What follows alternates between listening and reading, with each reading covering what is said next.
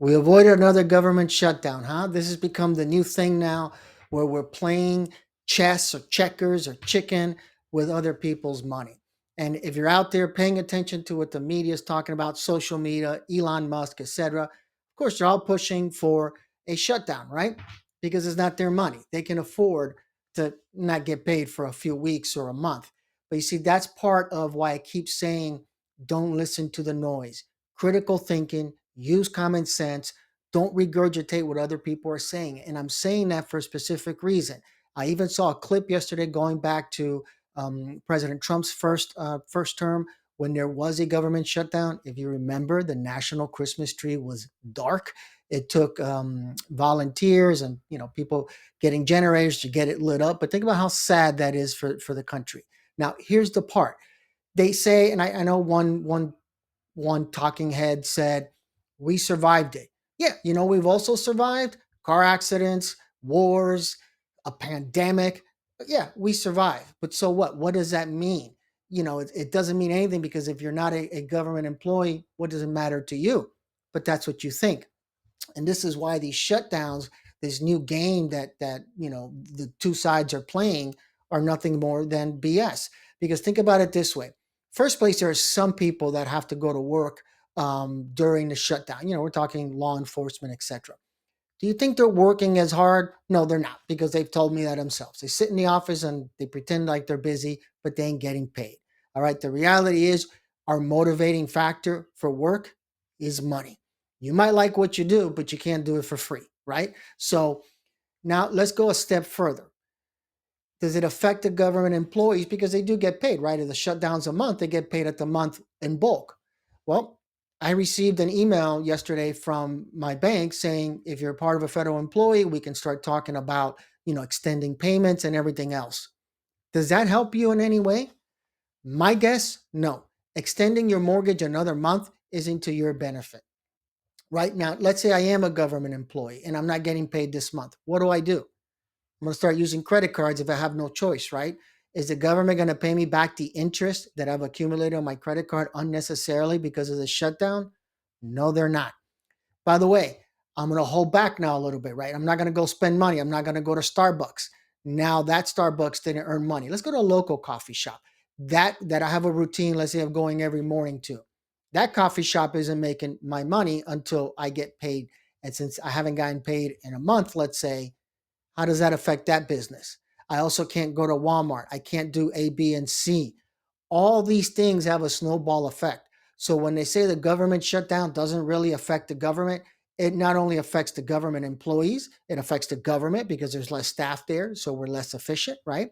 Some positions don't even have to go to work. So how is that helping the government? It's not. But then to the snowball effect, every single business down the line is going to get affected. We're now during the holidays, right? And of course, we avoided the shutdown. It's always this last minute 11th hour type scenario. So we've avoided it this time. But what about during the first Trump term, which, by the way, now Trump is saying get rid of the debt ceiling. Give me a second on that one. I'm going to go into that garbage into a second here. But if you're now putting things on your credit card, Christmas is here, you got to get stuff for the kids, all that interest is accumulating. Yeah, that's wonderful. The government gives you a check for the money you've earned already that you didn't get paid for the few weeks that you didn't go to work, but they ain't paying you the interest either. So this is why I keep saying, no matter what they're saying, no matter what you're listening, stop, take a deep breath, because they continue to talk about these tariffs. I'm going to do another video on the tariffs now, but the issue with the tariff that you're not going to pay for it, of course you're going to pay for it. Now, if we start talking about the debt ceiling, when Trump was in office, right? No problem. Let's keep going up to the debt ceiling, or let's cut it off. I'm sorry. He said cut it off. Now he's saying unlimited. Let's just get rid of it altogether. Here's the problem with the debt ceiling. It's a catch-22. We continue to get into more and more debt as a country. The debt ceiling, compare it to your credit card, right? You need more available credit to continue to use your credit card, right? But the more you use your credit card, since you still haven't paid the original balance, what happens? Your debt keeps accumulating and it's becoming more difficult and more difficult to pay that. Now, you got the debt ceiling. What happens if we don't raise the debt ceiling? Which again, they did. We got this 11th hour situation resolved.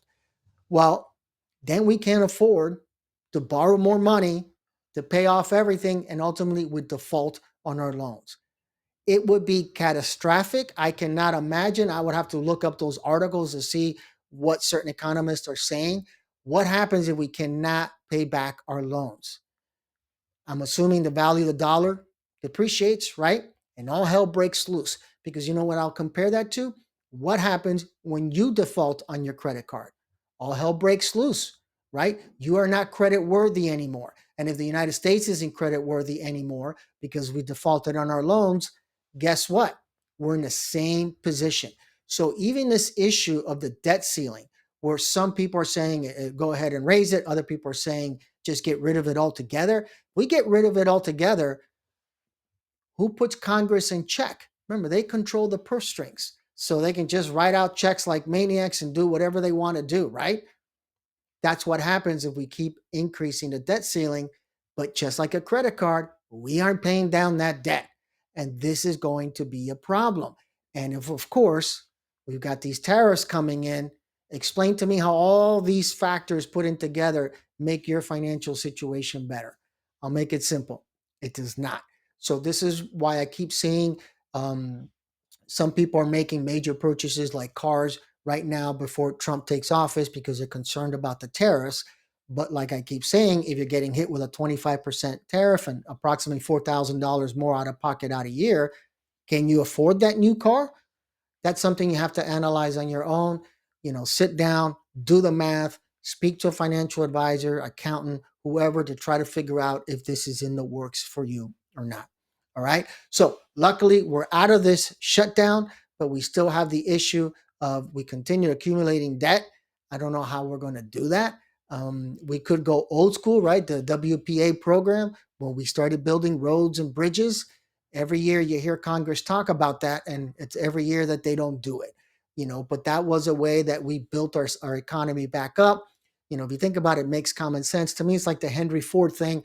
I'll have our employees to make the cars, and then I'll give them loans to buy a car, and then he's getting paid twice. And so that's the way I look at it. If we can fix our infrastructure, which everyone is clear on needs to be fixed, then that creates jobs. Jobs creates revenue, revenue creates taxes, and hopefully pay down the debt.